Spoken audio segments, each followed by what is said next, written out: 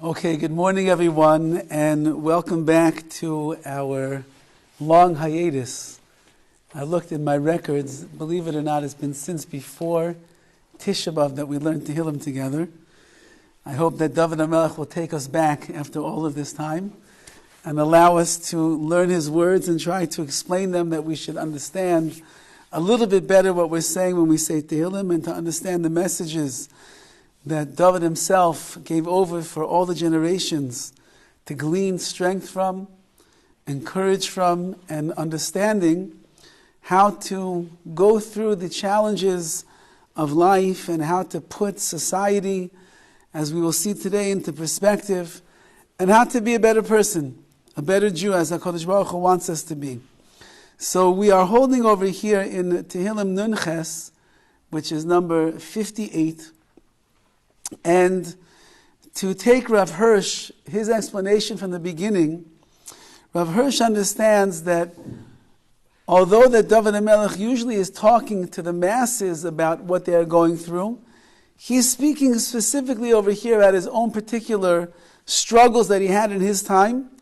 But as we are going to see, it's not just a struggle of the time of Dovid HaMelech, but it is something that we are confronting even in our times. And we have to take the advice of Dovid HaMelech to heart to see what we're going to do. So he starts off in the first pasuk, Lamnatzech al tashches leDavid michtam. To him, to HaKadosh Baruch Hu, who grants victory, let not destruction come.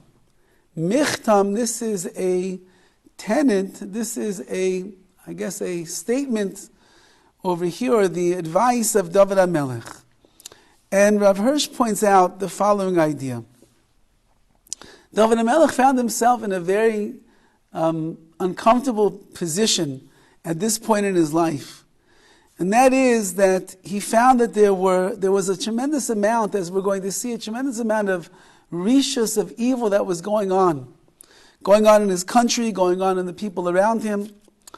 And of course, Dovid HaMelech, who is the combater of all evil and tries to bring the good into this world, he wanted nothing more than that the Rishayim, the wicked, and those that were treacherous people, as we will see in the Tehillim, he wanted them to disappear. And he wanted that people would stand up to the negative forces that there were in society and do something about it. However, unfortunately, Dovid found that the world was doing things that were not appropriate.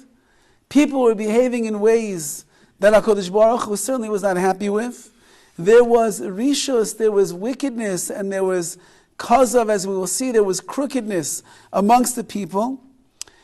And Dovid wanted that other people in the world would stand up and say something about what they saw going on in the world to put an end to all of this meshugas, the craziness that was going on. And it bothered Dovid HaMelech that he saw the following thing.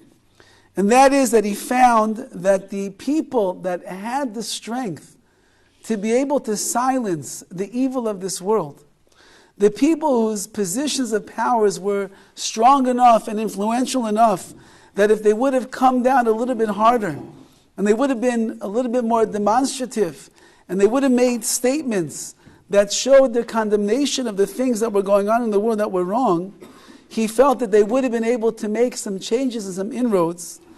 Unfortunately, Dovid HaMelech was confronted in his generation with what he felt was a tremendous amount of complacency from the people that were around in that time. That means that when you see somebody doing the wrong thing and you remain silent, so then who's more guilty of the act that is committed? Perhaps the one that is doing the wrong action is a person himself that doesn't realize, as we'll see in the Tehillim, he doesn't realize what he's doing. But if you know that what they're doing is wrong and you sit there silently, you don't say a word, so maybe it's possible that you're going to be held even more accountable, because you could have been the one that's going to do something to stop them. So what bothered Dovid HaMelech? What bothered Dovid HaMelech is that he saw the complacency of the generation, and he said over that if only all of the people who could have would have gotten up and they would have condemned what they saw was wrong, and they would have condemned the evil, so then there would have been a great chance, a great opportunity for all of that to be able to come to an end, and they could have turned the tides of what was going on. And he writes over here, Rav Hirsch says in his beautiful way, he says that since that they didn't, unfortunately, they share in the guilt for all of the evil that is done with their jurisdiction. If I'm a policeman and I'm watching people speed on the streets and they're zooming down the street and I'm busy on my telephone, or I'm busy just eating my donut and drinking my coffee, and I don't do anything to stop them from being reckless on the streets, and then they go and they crash into another car and they knock the old person over, so I'm the one that's held responsible because I should have stopped them. That's my job. My job is to bring justice into the world. So says David HaMelech, if you are a person who is in a position where your opinion counts and it matters, and if you say certain things, people will listen to you, they'll take what you say seriously. Maybe they won't stop everything they're doing, but at least they'll begin to think about what you have to say, and you don't do it, so you're like the policeman who doesn't stop the person who's driving recklessly. The Jew that could help another Jew stop the wrong things that they are doing and decides not to do it, so then says David HaMelech, and the way that Rav Hirsch explains over here, that evil that is being done with your jurisdiction, and you're going to be held accountable as a result of that. Now, if all of the good men would condemn the evil that they see, they would condemn it in their hearts, and then they would rise up openly against the evil with word and with action. They would do things to stop it. Then most of the crimes that have been perpetrated in the world would never have been committed. It is a very powerful statement, because I think that as we live in a time period of humanity where we're watching literally the fall of morality and the fall of mankind all around us, and there are many, many lewd and lowly things that are taking place, and there are people getting away with acts that are obscene and ridiculous, and people that are representing certain facets of society and the like, and people just go around quietly and just watch everything. We live in a world where if you open your mouth, you end up being the one that's condemned. If you say something that someone's doing wrong, so you are the one that's going to end up getting the wrath of everybody else. Just leave people alone.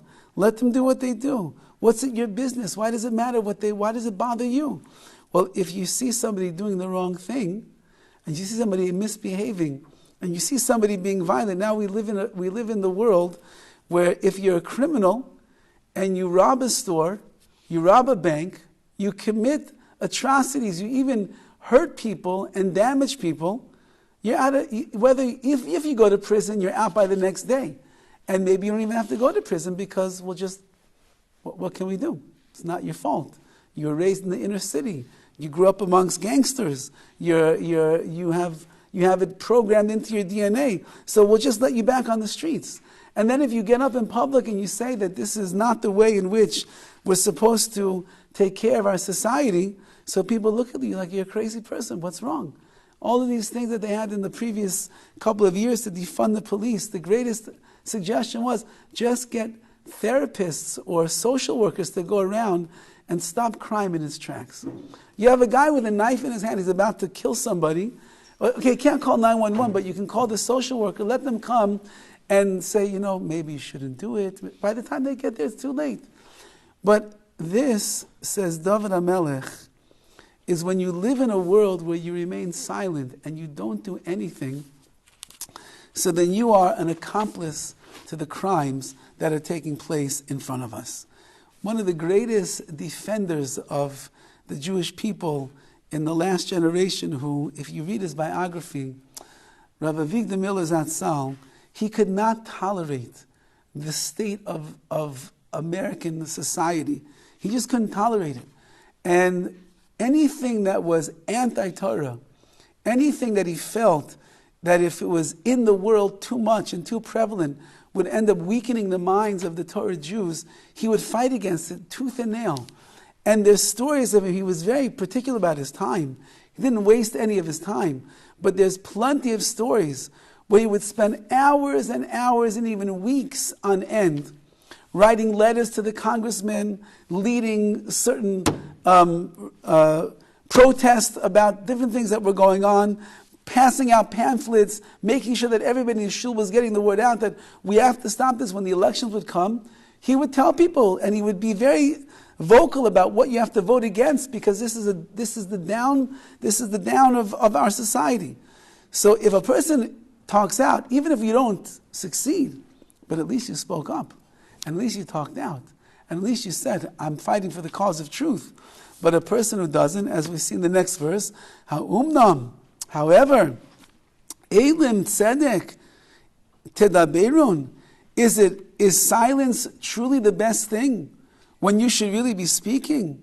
Meisharim tishbatu b'nei adam, you should be judging people in this world with equity instead of just sitting there quietly and saying nothing.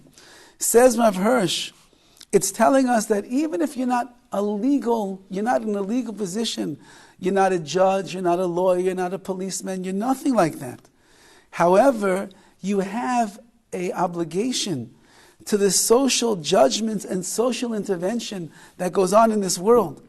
And therefore, if you witness something, and you see something, and you see people doing things that are not appropriate, so then says Rav Hirsch that the social intervention of which any intelligent and respected member of society is capable, and which, as a matter of fact, such men should deem it their duty to exercise, which means that if you see something wrong, and you hold yourself to be an upstanding person of society, or you are a defender of the truth, or you're an emissary of the Rabbi Shalom, and therefore when you see things that are wrong, it bothers you, you can't just let it bother you in your heart.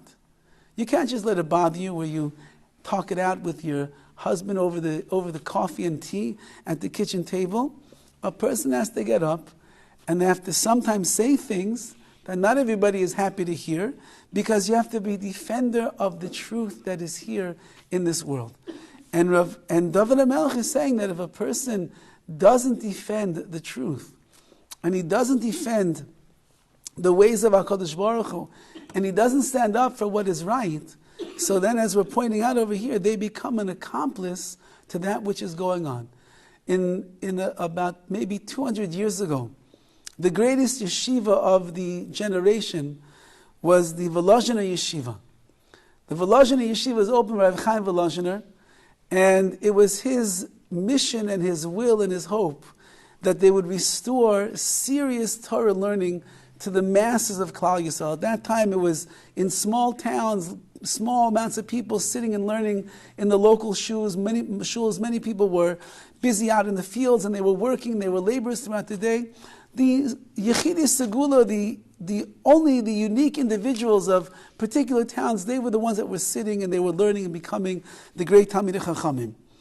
But HaChaim Volozhiner said, how can Klal Yisrael exist if there's only a small fragment of the nation that are becoming scholars and sages?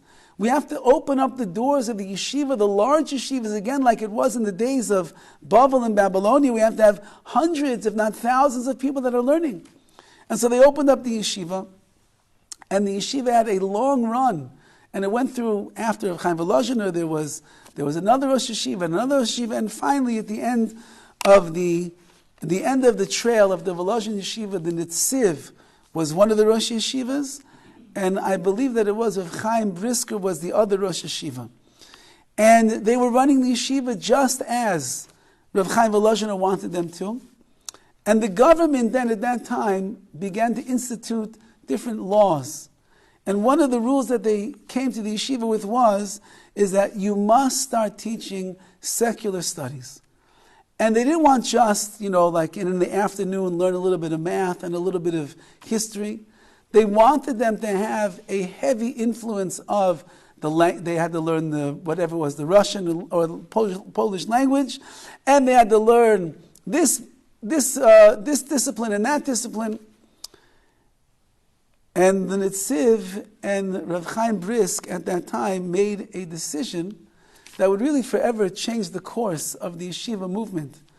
And that was that the yeshiva was not designed for secular studies. The yeshiva was designed for Torah. That's it. That's what we've been doing here for 100 years already. It's 24 hours a day, 7 days a week. There was always at least one person that was sitting in that Beis Midrash learning. And if you start mixing in the tamei, the impure, with the Torah, with that which is pure, so then you defeat the entire purpose of what this yeshiva is all about. And they made a monumental decision, and that decision was, we're not going to do it. We're not going to have in the afternoon studies for English and for that, and for biology and history and science and math. And we're not going to put into the beginning of the day any of those studies either. If we can't have it our way, we're closing the doors of the yeshiva. And they made a major decision, and they stood up for the sake of the truth, and they let everybody know why they were doing what they're doing, and they closed the doors to the Volozhiner yeshiva forever. The yeshiva never opened up again, because they said we can't have two opposites working together under the same roof. And they closed, and many of the yeshivas after that took the approach of the Volozhiner yeshiva. Yeshiva is for yeshiva, it's not for anything else. And the high-level yeshivas, you won't find English studies, you won't find mathematics, you won't find history, you won't find biology, you won't find science, you won't find any of that. You won't find colleges allowed, because yeshiva is yeshiva. You'll find other places that you can go to where you can have the best of the two worlds. You can have the yeshiva in the yeshiva, and you can have a boy that will be able to go to college at night and get his degree to have a parnas and everything like that. That's fine. But in the yeshiva that follows the standard way of Volozhin, they stand up for such a thing and they won't do. I remember when I first got to Ner Yisrael is of the other opinion. You can have yeshiva and guys can go to college as well. And it took a lot of flack for many, many years. I believe that it still does in the yeshiva world for allowing such things. Rabbi Ruderman Zatzal was a student of the Alta of Slobodka, so he certainly knew what he was doing when he started this yeshiva in that way. When Rav Aaron Feldman became the Rosh Yeshiva, 20-something years ago, he was shocked how much college was going on in the yeshiva. He's coming 40 years from Eretz Yisrael. Many of those years he was living in Bnei Brak, amongst the greatest of the greats, the Steipler of Shach, the Brisker Rav, the Chazon Ish. He was amongst all of the greatest sages of all time. Then he was in Yerushalayim for the last, 15 years of his life, where he was also amongst the greatest, Rav Eliashiv, Rav Shlomo Zalman Auerbach, and others. And when he came to America, he knew what he was getting himself into, but he could not be civil, he could not stand that there was so much talk about college going on in the yeshiva. So his first major address to the yeshiva was after, he came during Elul, and he gave drushes about tshuva during Elul, and then everybody went home for Sukkot, and he came back after Sukkot. Was the first week was Parshas Breishis, and in the Parsha of Breishis is the punishment that Adam Arishon receives for eating from the tree of knowledge of good and evil, and the punishment is you got to go to work. You're really supposed to be in Gan Eden. Everything's supposed to be wonderful. Hashem will take care of all of your needs. You don't have to lift a finger. Just serve Hashem all day long. What's the klala? What is the curse? The curse is you're being banished from Gan Eden. And v'zeas apecha toicha, you will eat from the sweat of your brow. You must get a job and go to work. So Rav Feldman decided that in his first official address to the yeshiva after Elul, he was going to speak about how much he doesn't like college and doesn't appreciate that the boys are spending so much time studying. So he said over famous words, and Mr. Sharm speaks about this as well. He says, I don't understand. Parnasa is a curse that HaKadosh Baruch Hu gave to the world. Why would you spend so much time being involved in a klala, in a curse? You need college? Go to school, he said. Who says you have to get A+ and straight A's and everything? You're going here. Who says you have to spend so much time studying day and night, night and day to get the best grade? He says you just have to pass the class. HaKadosh Baruch Hu is in charge of Parnasa. And then he said, I know many, many wealthy people in this world, and none of them went to school. Some of them can't even spell in English, and they're millionaires. So he gave over this entire drasha to the yeshiva. stood up for the sake of what he felt was the truth. He couldn't sit there idly by and watch everybody doing all these things. He was attacked by some of the Hanhalas, some of the Rebbeim that were either there or heard about it. So he was attacked by them, but he didn't care. He didn't back down. And the yeshiva, over the 20 years that he's been the Rosh Yeshiva, it's from when I was there to what it is right now. It's a different place. It's became a much starker, much more serious atmosphere. Even the boys that are in college that have to go there to get their parnasa, it's done in a different way than it was done 20 years ago because he stood up. I just spoke to one of the Rebbeim last night, and I asked, how's yeshiva going? He said, it's such a stark place right now. You don't even know what's going on over here. And I said, I see when I go. But that's because what he saw was something that he didn't appreciate. He didn't value the direction that it was going in. And he couldn't sit there quietly. Not a quiet person. He couldn't sit there quietly. So he got up and he said what he was supposed to say. And it was able to make waves over the year. It didn't happen all at once. Happened year after year after year after year after year. But he was able, a person in his position of power, in his leadership that he has, so it's someone that people take seriously, and therefore he exercised his rights of speech and saying over what had to be said over as he felt. And that's really what it's saying over here. Tishbatu doesn't mean that you're a legal enforcement, doesn't mean that you are a judge, doesn't mean that you're a lawyer, a policeman, a monarch, nothing like that. It just means that every single person has an obligation to the social rights and morality that is going on in the world. And therefore, if you could say something about what you see going on that you think is wrong, you're supposed to say something. Now, of course, again, in the world today, you have to be careful with everything that comes out of your mouth. Because if you say the wrong thing to the wrong person at the wrong time, that's it. They'll put behind bars. The criminal who's stealing from the old ladies and killing people, he's out on the streets, pushing people onto the subways. But you who gave a criticism to somebody, you are the evil of the world today. So, that's what Rav Hirsch is saying over here. Everybody has to exercise their rights. Now maybe you'll just do it in your family. Maybe you'll do it amongst your children. Maybe you do it amongst your grandchildren. Maybe you do it amongst your friends. Maybe you do it amongst your kahila. Maybe that's all you can do.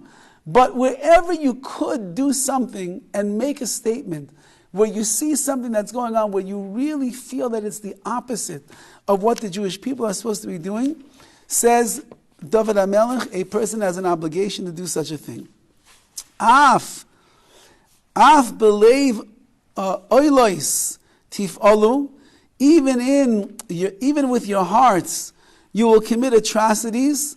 Ba'aretz chamas yedeichem tefalesun.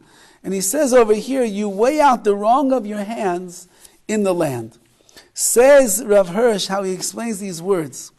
And he says like this, Dovid HaMelech is declaring that if you're expected that you'll act and you'll speak out against evil. And when you don't do that, you're committing a crime against yourselves by not attempting to stop the evil act of others. Why? Because the reason you didn't say a word is because, as it says over here, you're like weighing things out. Should I say it? Should I not say it? Should I tell them I did the wrong thing? Should I not tell them? Should I get up at this place over here where I see a bunch of people acting erroneously, and should I say something? I don't know, yes, no. And you spend so much time weighing out the thing. At the end of the day, what ends up happening? You don't do it. You waver in it, and you don't say a word. Says Dovid HaMelech, he says, because that you ended up restraining yourself from speaking out against what you saw in front of you because you just weighed everything out before you would say a single word. So then he writes, and this is how he's medayik in the language over here, it says, Chamas Yedechem. The wrong that's going on in the land is Yedechem, it's in your hands. I didn't do anything. I'm not the one that's perpetrating the crime. I'm not the one that is doing this act that is immoral. I'm not the one that is behaving in such a way. I'm just standing idly by on the side of it. I'm just not doing anything. Says Rav Hirsch, Chamas Yedechem is saying it's as if you wrought the action with your very own hands. And therefore a person says tifalsu, you waited out, and now because of your considerations, you're weighing things out and keeping silent, so the things will continue to go on in the world the way that they are. And therefore, he writes, you're worse than the person who's committing the evil act itself. They might have sinned out of passion and uncontrollable urges, but you, because you even waited out, you considered, you thought to yourself, should I not? And you know what you really should do, but you didn't do it. So then you're allowing them to go on and do what they do. Again, this is Dovid HaMelech thousands of years ago. Now, you have to remember, Rav Hirsch knows what he's talking about. Rav Hirsch came to Germany at a time when there was not even 1 million of Shomer Shabbos Jews in the town that he became the Rav in. Not even 1 million of people that were keeping Shabbos, not even to make 1 million to daven. And Rav Hirsch spent the next 40 years of his life in that town. And he was Makor of hundreds, if not thousands of people to Yiddishkeit. Because he got up and he wrote his commentary on Tehillim, and he wrote his commentary on the Chumash, and he spoke out against the reform movement and about I don't think there was conservative. He spoke out against reform, and he showed people how wrong it is, and what the people are doing is taking them away from being an authentic Jew, and it's not what HaKadosh Baruch Hu wants. And he was a powerhouse, and he wasn't ashamed, and he wasn't afraid. And at that time, he was the man of the hour that rescued German Jewry from the descent of total assimilation which was in, and he saved them to become Ehrlich people, Shomrei Shabbos, Shomrei Torah mitzvahs, to raise yeshivas and Talmidei Chachamim. And he did it because he didn't stand quiet. He went into that town and he had a mission, and his mission was, we have to change the world, because this can't be the what HaKadosh Baruch Hu wants of the Jewish people. Now, he was clever in the way that he did things. He was a brilliant genius, and therefore a lot of what he was able to do in a very intellectual, stimulating way, he was able to connect with the minds and the hearts of the people of that generation and show them the profundity and the depth of Torah. They thought was archaic, they thought it was just, that was superficial, and he showed them how deep everything is and how applicable it is to this very day and age. But he wasn't quiet. And as a result of not being quiet, therefore, he was able to change the world. And that's what he's saying. Everybody, Dovid HaMelech is saying that you have an obligation. You have an obligation that when you see injustice and you see the mishandling of society and of the Klal Yisrael, and specifically, a person has to say something. Zoyre Rishoyim Merachem, the Rishoyim, the wicked, they are estranged from the Rechem, from the womb of their mother. Already in utero, they're already in the state of wickedness. Ta'u mi beten doirei chazav, and those that will end up going astray, or those that are the doirei chazav, the ones that speak lies, the liars, they will go astray from birth. So you have, and this time the Meforshim I'm going to explain, you have two periods of time in this person's, of who we're dealing with over here. You have people that inside the womb already, they're already in the state of being a rasha, being wicked. And then you have those that maybe when they came out into this world, they were fine. However, they ended up being led astray, and they were led astray into the world of kazav, which means the crookedness and the deceitfulness that they ended up living their lives with. So we have over here, machlekes, a difference of opinion between Rav Hirsch and the Malbim of how to explain this verse. Rav Hirsch writes the following, and he says that the Zoru, those that are Zoru, means that they veered already, they became estranged from that which is good and that which is right. So where did that happen? So he says over here, it happens that you have people, I was going to say this, okay, fine. He says like this, that you have, Rav Hirsch says two different things over here. Number one, you have people that could be so estranged from what is good and from what is right. They could be so depraved of emes, of the truth, and they could be so enmeshed in their wicked ways over here, that even if you rebuke them, even if you tell them that they're doing the wrong things, you might think they're not going to listen anyway. So you might try to absolve yourself from ever even saying a single thing to such a person. Because what's it going to help? I'm going to go have a conversation with them. I'm going to tell them I think you're doing the wrong thing. They don't listen anyway. I already tried 1,000 times. They don't listen to me. So, says Dovid HaMelech, you might think then if you find yourself with such a person that is in the category of being a rasha, a wicked person who doesn't listen to anything that you say anyway, so then that's it. I'm exempt. I have nothing to say. Later, though, we're going to see that Dovid HaMelech, he refutes this argument completely. Because what it's going to be is like this. If reproof and rebuke itself is not going to be enough to help this person see the truth and change their ways, then what ends up happening? Then we're going to see they're going to have to do something more drastic to try to change the direction that this person is going in. And who says you can't?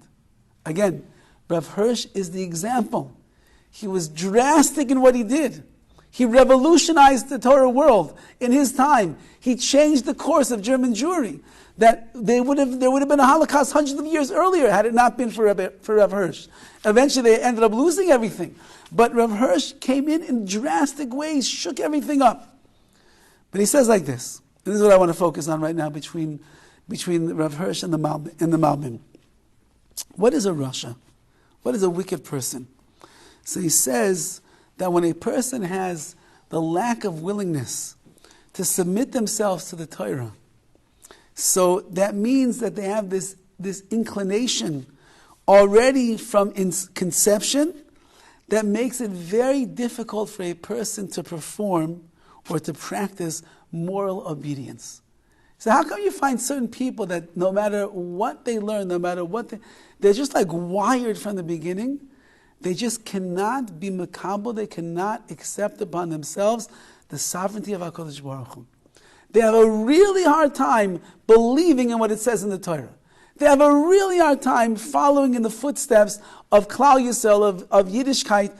And you don't understand why. What's wrong with this person? Why is everything for them a struggle? Why is it a challenge? Why can they not just accept it upon themselves? The other kids are doing it. The other people in shul are doing it. The other people, what is the matter with them? Says Rav Hirsch, there are certain people that they are wired already from the rechem, from when they are conceived inside the womb, that there is innate struggles that they're going to have inside of them that is going to make it difficult for them to be able to do the right thing and to submit themselves to HaKadosh Baruch Hu. Now, we're not saying it's an excuse, as we'll see. It's not an excuse to get away and do whatever you want. But that he's saying the word rasha is indicative of a person who already from inception is wired in a certain way that they have struggles. However, Dovid, because of those that speak falseness, the liars over here, these are people that they manifest their crooked ways through the human relations that they have in the social evils of fraud and deceit, that it comes, mibetin comes from the stomach, which means after they are born. There's in utero, which is you are wired in a certain way, and then there's after you are born, when you come into this world, a person can end up being influenced drastically by the things that they will see and be subject to around them. And therefore he writes over here that a person who was born into the world, and they could have followed in the pathways in the right way, however, they ended up being drawn after so many different social ills and people that were around them, they end up going in the doivre kazav, they end up going in the deceitful and the crooked ways around them. So again, a rasha is from inside, and those that are the deceitful ones, those are the ones that are coming from the outside. Says the Malbim on these words, he says like this, Gam b'terem noldu yoytzu mirechem. Even before the person is born, so they are already yotzu, they're already coming out from the rechem, from the womb, meaning before you can get into this world, you have to be in the rechem, you have to be in the womb. What does that mean? Sharashayim ein rishasam mitivi lehem. The wicked person, so the Malbim is the opposite. The wicked person, his wickedness is not their teva. It's not the nature of who that person is. Ki ha'adam lo nivra shei rasha. Nobody was created to be a rasha, to be a wicked person. There's no such thing. Now listen to these beautiful words. V'toldos ha'adam noite el hatzedek. The truth is that the leanings of a human being is to tilt towards the way of tzedek, towards the way of righteousness. You want to know who a person really is on the inside? The purest source and form of who that person is that they are tilting in a direction of tzedek, of righteousness. That's who a person is. They're not created to be Rishaim, to be wicked. Every person is created b'tselem Elokim, godly image. There's a neshama. Your neshama is completely good. So you might have challenges from the rechem, from the womb. You might have bad midas that you have to overcome and you have to rise above. That might all be true. But the essence of who you are, says the Malbim, is noite el tzedek. You are always turning and tilting and going in the direction of tzedek, of righteousness. Rak yarshia achar zeh. However, after this, you come into this world and you are, by very nature, you are a pure individual. You're someone chasing after righteousness and goodness. Nevertheless, after you come into the world, you can end up going down the path of wickedness.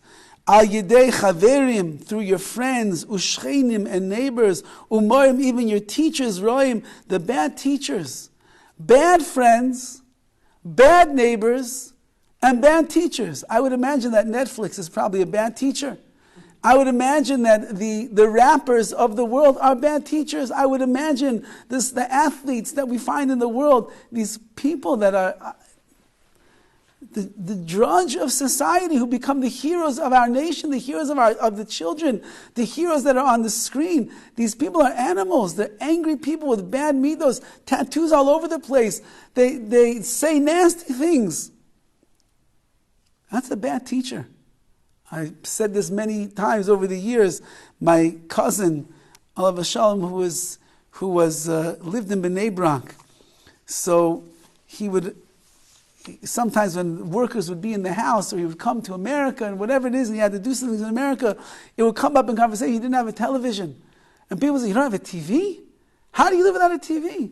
So he used to say over this line, people that I would not let educate my children, I'm certainly not going to let them, people that I wouldn't let into my house, I'm certainly not going to put them in my living room and let them educate my children. Wouldn't do such a thing.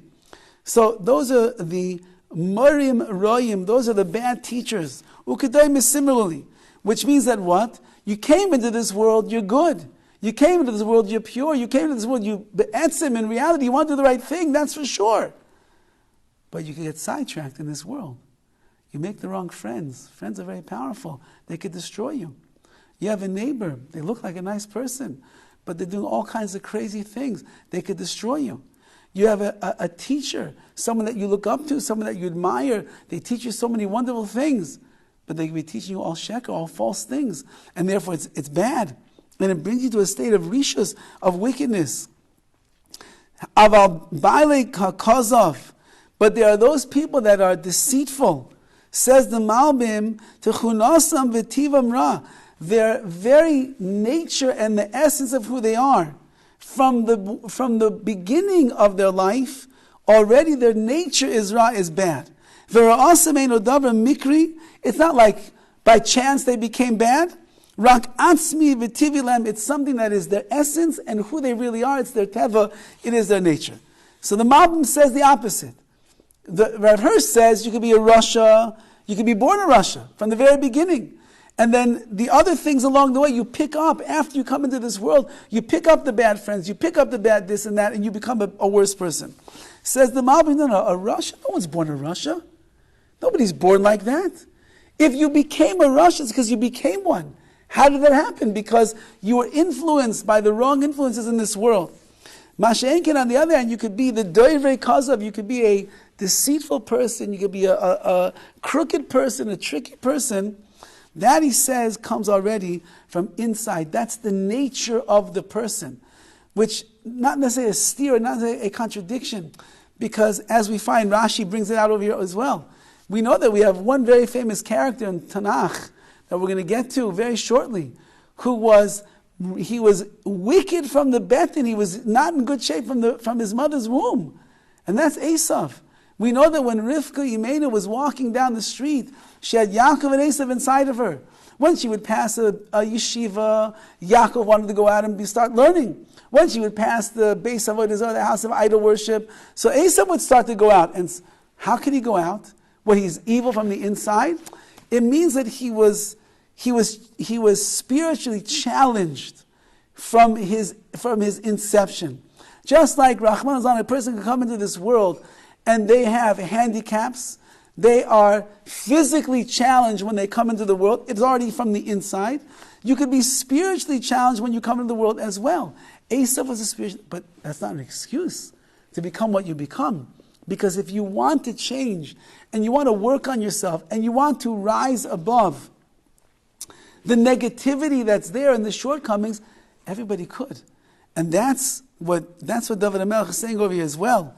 He's saying over here that you're not off scot-free just because you're a Rasha, because you're a wicked person, or because you're a Kazav, because you're a deceitful person. It's one or the other. Either you were born like that or you picked it up along the way. Either way, says Dovid HaMelech, you're obligated to work on yourself. And therefore, those of us that are from the outside looking in, HaChaim, we're not Rashaim, we're not deceitful people, hopefully. We're not liars. We're trying to do what HaKadosh Baruch Hu wants us to do. But if you see somebody else that's doing those things, you have an obligation to try to stop them. You have to be a real friend. They have bad friends who are making them do the wrong thing. They have bad influences that are influencing in the wrong direction. They have bad teachers, whatever books and all meshugas they're watching and learning. It's bad for them. You don't have an obligation to help them? Of course you have an obligation to help them. You have a great obligation. I said over Friday night that I received a call on Erev Shabbos, shortly before Shabbos, from a Yid in the city by the name of Gavriel Hirshov. For those of you who don't know him, that's a good sign. He deals with the worst cases of kids that are in crisis, off the derech, struggling that you could imagine. The drug addicts, the heroin addicts, the kids that are in the worst cases. You don't ever want to know such things. Rahman al-Islam. So he called me shortly before Shabbos. He said, Rabbi Horowitz, I want to share a story with you. I said, I like stories. He said, I know, that's why I'm calling you. He said, I got a call the other day from a kid who calls me and says, Rabbi Hirshov, I want to thank you. Thank you for what you did for me last year. He said, I just want you to know I'm sober now. I've been sober for a very long time. I got my act together. I'm working now. I'm clean. I'm living a good life. And I just want to thank you for everything you did for me last year. So the kid's name comes up on caller ID. And Rabbi Hirshov says, oh, well, great. He's thinking to himself, who in the world is this guy? I have no idea what this kid is. So the kids keep saying, thank you. I really, really appreciate it. He says, you're welcome. He's thinking to himself, whatever I did, you're welcome. So he hangs up with the kid, and he's looking at his phone. He's looking at the name. Who is this kid? And the kid mentions, I'm back in Cleveland, and everything's, who is this kid from Cleveland? I don't even know. I live in Los Angeles. I don't know this kid. So then he goes to his text messages, and he starts scrolling through to see the message they have with this kid, and then he remembers the story. What was the story? Last year, about exactly a year ago, he gets a call from somebody that their nephew is stuck in California. He signed up to go to a rehab center, but he came into LA a day or two early, and the rehab center will not take him in early. He can only come on the day that he's supposed to go there. And it's late at night. I don't remember exactly what time it was. It's late at night. Whatever, it was a Tuesday night. And he's stranded in Tarzana, California. And he's at the Tarzana Inn. And the Tarzana Inn will not let him check into the room. His uncle gave him a credit card and a credit card number. They will not let the boy check into the room unless he has cash to put down as a down payment. So this uncle somehow gets to Hershav, and Hershav looks at the clock. It's pretty late at night. He's not driving Tarzana. So he calls me, and he says, are you awake? I said, I am now, yes. And he says, can you do me a favor? I said, what do you need? And he tells me the story. There's a boy, drug addict. He's trying to get clean. He's in the Tarzana Inn. He can't get in right now. He just needs cash to be put down in order to let him in. He has a credit card to pay the ultimate bill, but they need like $100 or $200 to let him in. He says, can you go and help this boy get into the hotel? And then he keeps warning, he says, but whatever you do, don't give him money. Whatever you do, don't give him $1. If you give him $1, he's going to go buy drugs. Don't give him $1. Just check him into the hotel, make sure that he gets in, and then leave him there. You don't have to do anything else. So I say, sure. Who's not going to help out?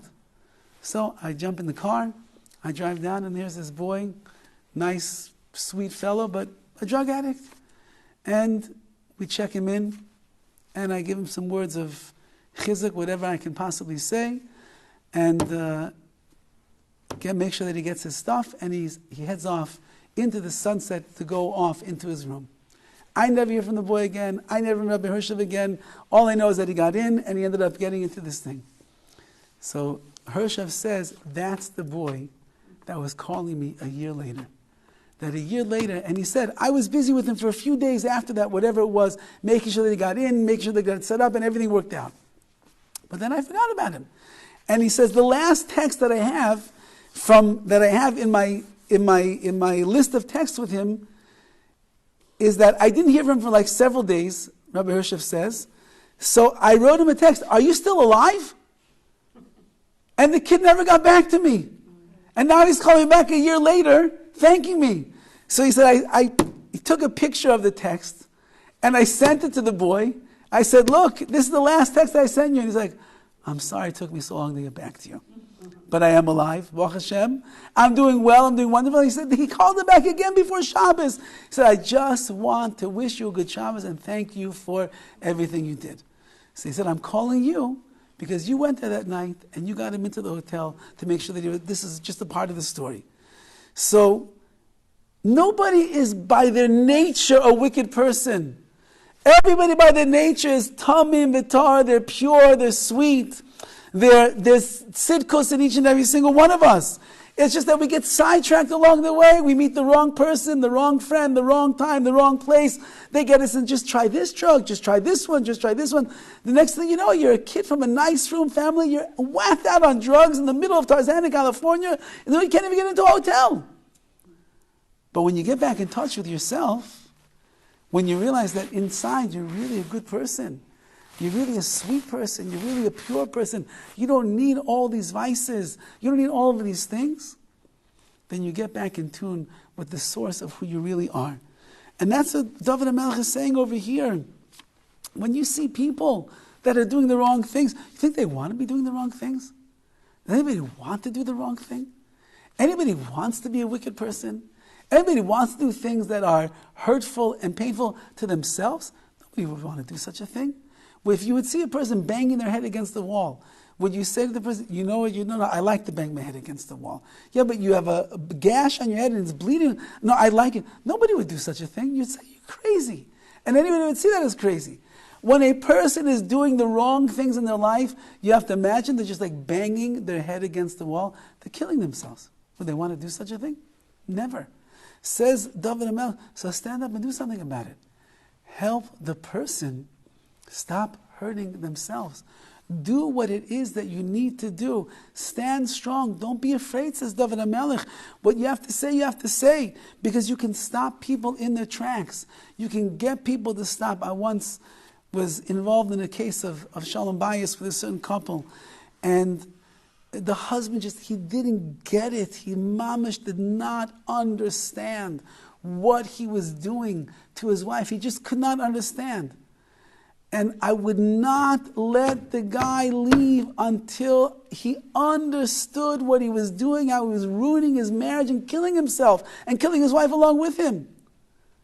And today, Baruch Hashem, I'm not saying only because of that. They did a lot of work. But today, Baruch Hashem, they have a beautiful marriage that people look up to and they emulate. Because when you see dishonesty and you see rishus and you see wickedness and you see people doing the wrong thing and they're banging their heads into the wall, why can't you stop them? And sometimes, as we're about to see, we'll see sometimes you have to do it in a way that's going to be drastic, because sometimes you have to shake the person and you have to wake them up. So this is the machlekes over here. This is the argument between Rav Hirsch and the Malbim. And at the end of the day, it's either way you slice it over here, we're saying a similar idea. There are people that are spiritually impaired from their inception. But underneath the impairment is still the beautiful neshama that they have. And there are people that have no problems when they come into this world, and they just keep finding all the wrong people in their life and doing all the wrong things. They can destroy themselves. So either one that it is, help them. Be someone that helps your fellow Jew.